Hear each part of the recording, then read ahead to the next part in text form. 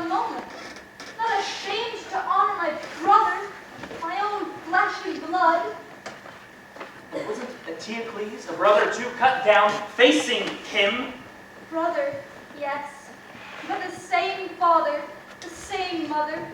Then how can you render his enemies such honors, such impieties in his eyes? He will never testify to that. Antigone's dead and buried. He will. If you honor the traitor just as much as him. But it was his brother, not some slave that died. Ravaging our country. But Antigone died fighting in our behalf. No matter. Death longs for the same rights for all. Never the same for the patriot and the traitor. I was born to join in love, not hate. That is my nature. Go down below and love, if love you must. Love the dead. While I'm alive, no woman is going to lord it over me.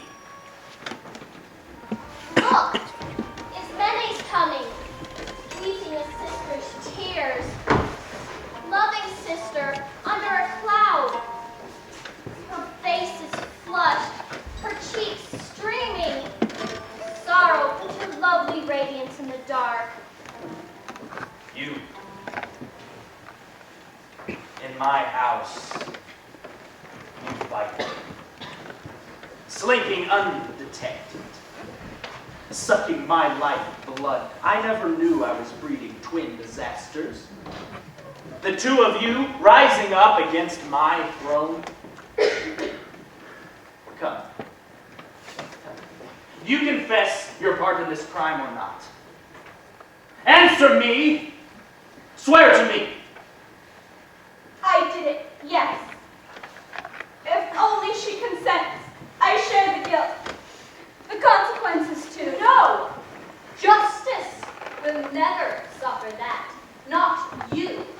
You were unwilling. I never brought you in. But now, you face such dangers. I'm not ashamed to sail from trouble. Make your troubles mine. Who did the work? Let the dead and the God of death bear witness. I have no love for a friend who loves in words alone. Oh no, my sister, don't reject me. Please. Let me die beside you, consecrating the dead together. Never share my dying. Don't lay claim to what you never touched. My death will be enough. What do I care for life? Cut off from me. Ask Creon. Your concern is all for him. Why did you use me so? It doesn't help you now. You're right. If I mock you, I get no pleasure from it. Only pain. Tell me, dear one, what can I do to help you, even now? Save yourself. I don't grudge you your survival. Oh, no! No! Denied my portion in your death? You chose to live. I chose to die. But not at least without every kind of caution I could voice. Your wisdom appealed to one world, mine another. But look, we're both guilty. Both condemned to death. Courage! Live your life. I gave myself to death long ago, that I might serve the dead.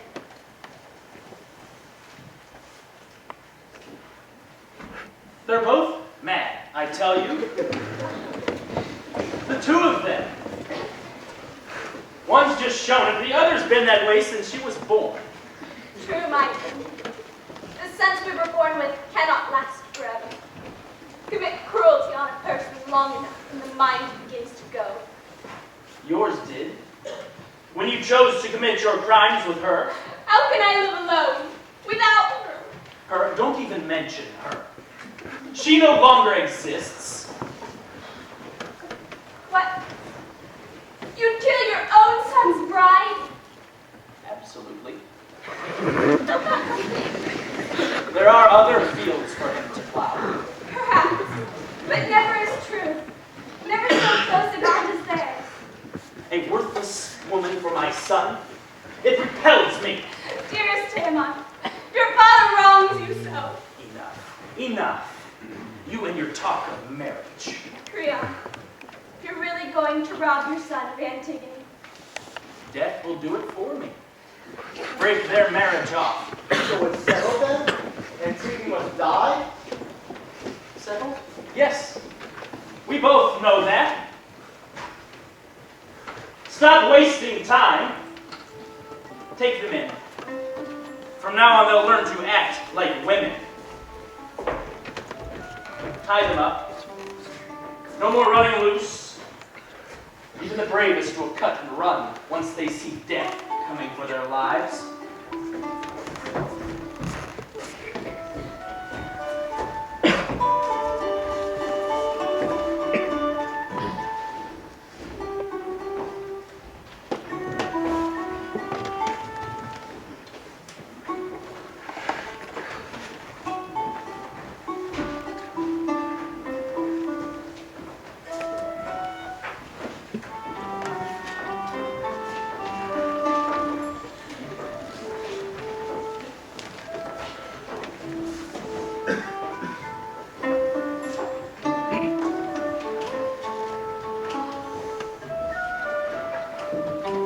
Blessed, they are truly blessed, who all their lives have never tasted devastation. For others, once the gods have brought the house to its foundations, the ruin will never cease, cresting on and on, from one generation on throughout the race. A great mountain tide, driven on by savage northern gales, surging up from the bottom dark depths, roiling over the bottom dark heaves of sand. And the heavens, taking the storm's onslaught, full force roar. And the low moaning echoes on and on.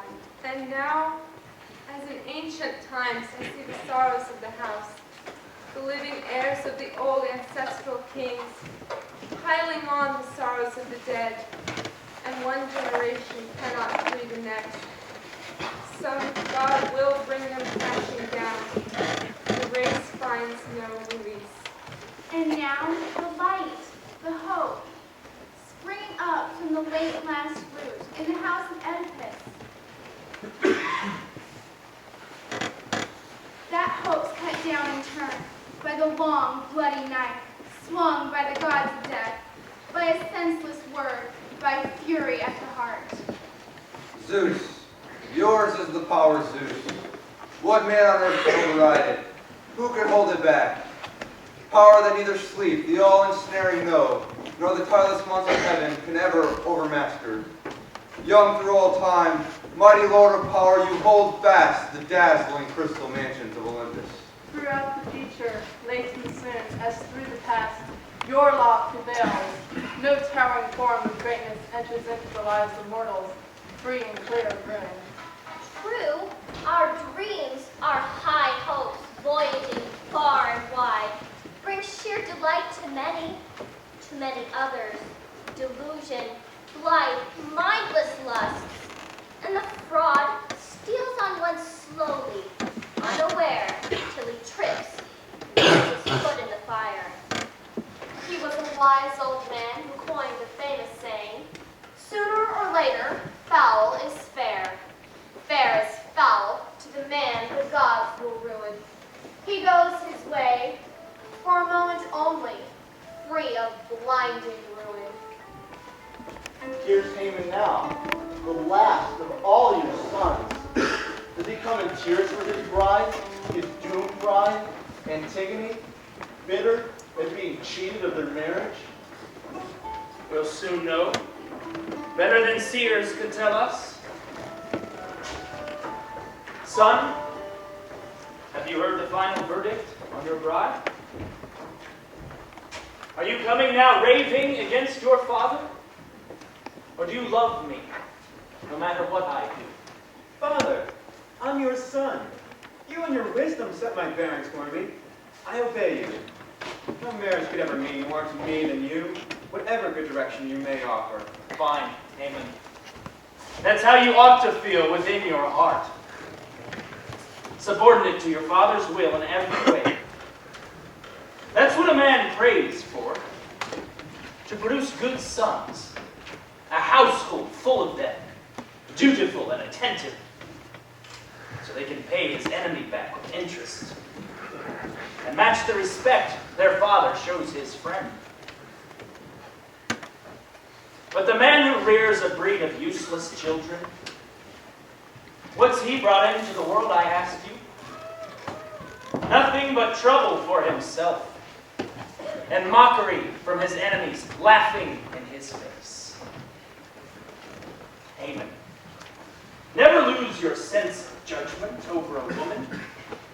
The warmth, the rush of pleasure, it all goes cold in your arms. I warn you, a worthless woman in your house, a misery in your bed. What wound cuts deeper than a loved one turned against you? Spit her out like a mortal enemy. Let the girl go. Let her find a husband down among the dead. Imagine it. I caught her in naked rebellion. That traitor, the only one in the whole city. I am not about to prove myself a liar. Not to my people. No. I'm going to kill her. That's right. So let her cry for mercy. Sing her hymns to Zeus, who defends all bonds of kindred blood.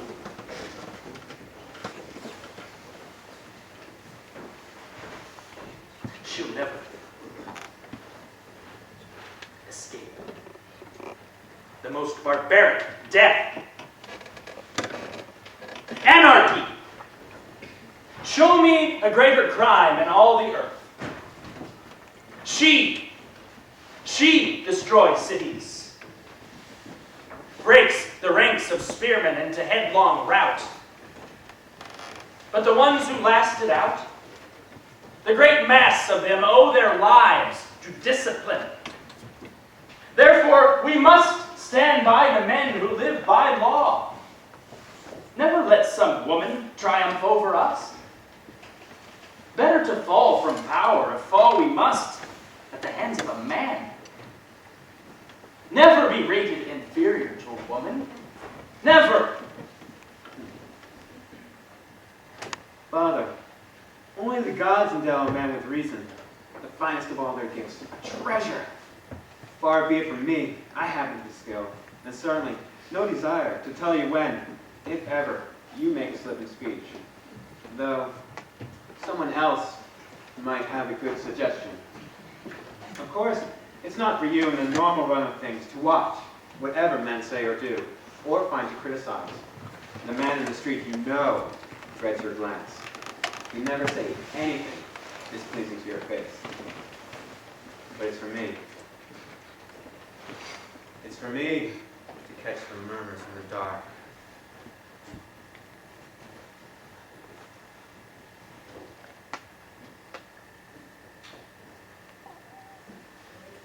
The way the city mourns for this girl. No woman, they say, ever deserved death less. And such a brutal death for such a glorious action. She, with her own dear brother lying in his blood, she couldn't bear to leave him dead, unburied, food for wild dogs or wheeling vultures. Death? She deserves a glowing crown of gold! So they say. As the rumor spreads in secret. Darkly. I rejoice in your success, Father. Nothing more precious to me in the world. What medal of honor brighter to his children than a father's growing glory, or a father to his proud children? Now don't, please, be quite so single-minded, self-involved, or assume that the world is wrong and that you are right. For whoever thinks that he alone possesses intelligence, the gift of eloquence, he and no one else, and character too, such men, I tell you, spread them open, you shall find them empty. No, It's no disgrace for men, even a wise man, to learn many things and not to be too rigid. You've seen trees by a raging winter torrent? How many sway with blood and salvage every twig? Not the stubborn. They're ripped out, roots and all. They bend or break. Same when man's sailing. All your sheets too taut? Never give an inch, and you'll capsize and go the rest of the voyage keel up and rowing benches under. Oh, give way. Relax your anger. Change. I'm young, I know, but let me offer this. It would be best by far, I admit, if man were born infallible, like by nature. If not, and it's not often the case, it's best to learn from those with good advice. You do well, my lord, to learn from him, and you, my boy, from him. You both are common sense. So, men our age, we're to be lectured, are we? Schooled by a boy his age? Only what is right. But if I seem young, the less to my years and more to what I do. Do? Is admiring rebels an achievement? I've never suggested you admire treason. Oh? And isn't that just the sickness that attacked her? The whole city of Thebes denies it to a And man. this Thebes about to tell me how to rule? Now you see? Who's talking like a child? Am I to rule this land for myself or for others? It's no city at all owned by one man alone. What? The city is the king's? That's the law! What a splendid king you'd make of a desert island. You and you alone. This boy, I do believe, is fighting on her side. The woman's side. If you were a woman, yes, my concern is all for you. Why, you degenerate! Bandying accusations! Threatening me with justice! Your own father! I see my father offending justice. Soul of corruption! Rotten through! Woman's accomplice! That may be, but you'll never see me accomplice to a criminal. That's just what she is. And every word you say is a blatant appeal for her. And you and me and the gods beneath the earth. You'll never marry her. Not while she's alive. Then she will die. But her death will kill another. What? Brazen threats? You go too far. What threats? Combating your empty, mindless judgments with a word. You suffer for your sermons. You and your empty wisdom. If you weren't my father, I'd say you were insane. Don't flatter me, your father. You woman's slave. You really expect to fling abuse at me and not receive the same? Is that so? Now, by heaven, I promise you, you'll pay! Taunting, insulting me! Bring her out! That hateful! She'll die now. Here! In front of his eyes! Beside her group! No, no, she will never die beside me. Don't delude yourself. And you will never see me. Never set eyes in my face again. Raise your heart out. Raise a friend who can stand the sight of you.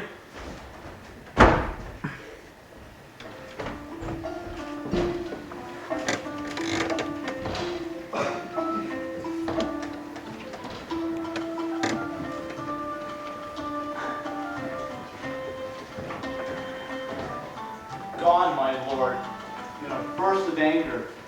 A temper young as his, hurt him once, he may do something violent. Let him do something desperate, past all human limit. Good riddance. Rest assured, he'll never save those two young girls from death. Both of them? You really intend to kill them both? No, not the ones whose hands are free. You're quite right. But Antigone, what sort of death do you have in mind for her? I will take her down some wild, desolate path, never trod by men, and wall her up alive in a rocky vault, and set out short rations, just the measure piety demands, to rid the entire city from defilement. There, let her pray to the one God she worships. There. Who knows, may just reprieve her from death. Or she may have learned at last, better late than never, What a waste of breath it is to worship death.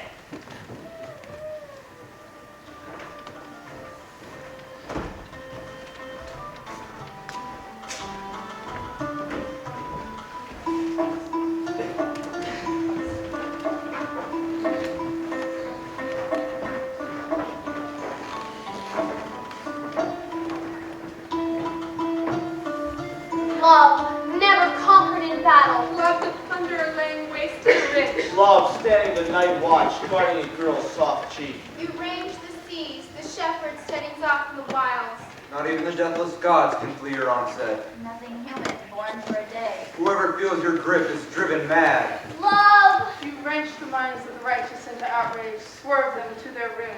You have ignited this kindred strife, father and son in war. And love alone the victor.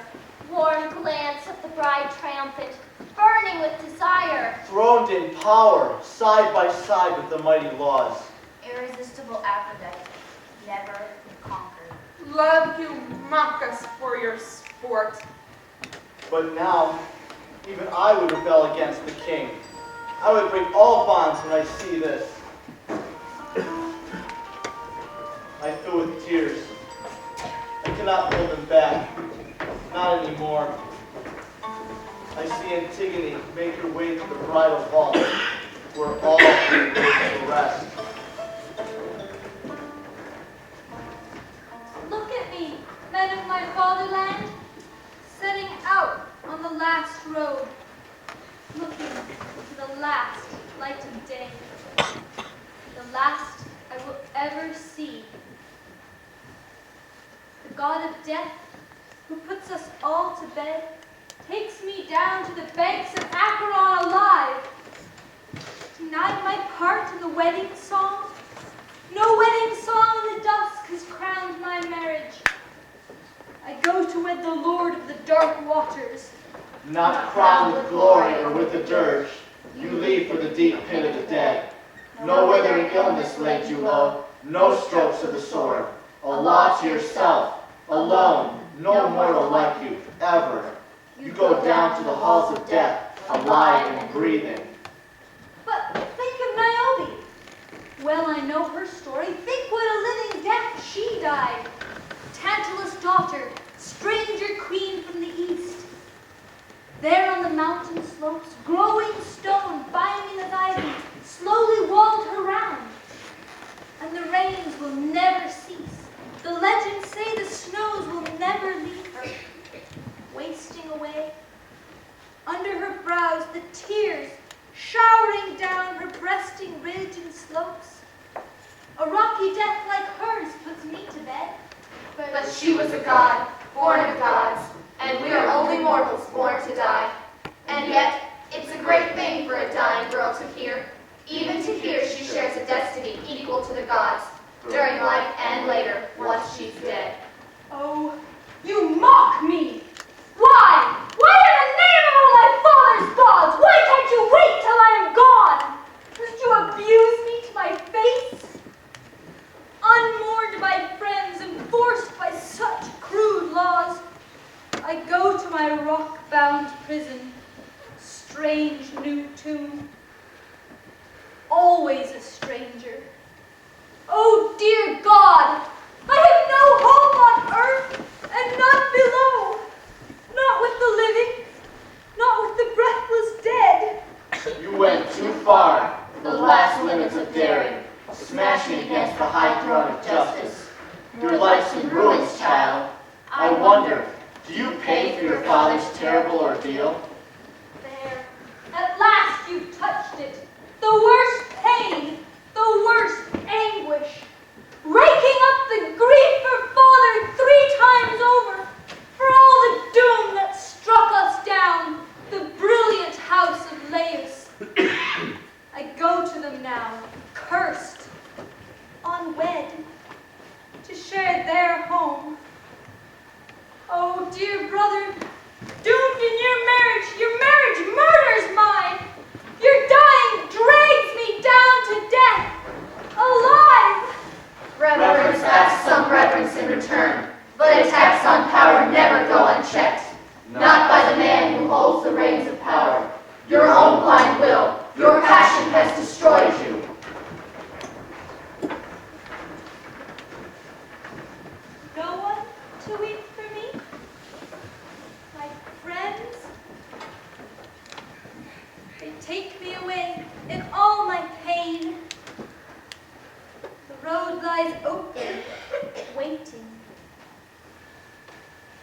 again. The law forbids me to see the sacred eye of day. I am agony. No tears for the destiny that's mine. No loved one mourns my death. Can't you see? If a man could wail his own dirge before he dies, he'd never finish. Take her away quickly. Wall her up in the tomb. You have your orders.